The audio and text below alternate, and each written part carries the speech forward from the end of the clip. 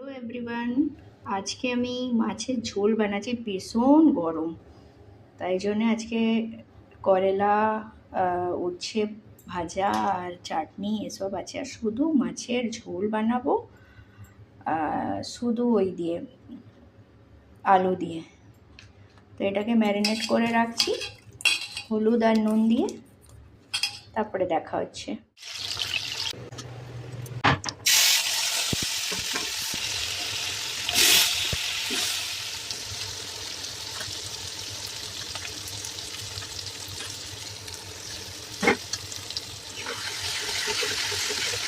আলুটা ভাজা হয়ে গেছে, এবার আমি জল দিয়ে আলুটাকে সেদ্ধ করবো।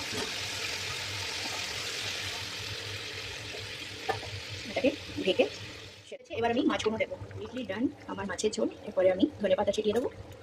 এবার সার্ভ করতে পারা যায়। অনেক রকম ঝোল হয়, এর মধ্যে পটলও দিতে পারা যায়, কিন্তু আজ আমি দেয়নি। রেডি মাছের ঝোল। Thank you for watching.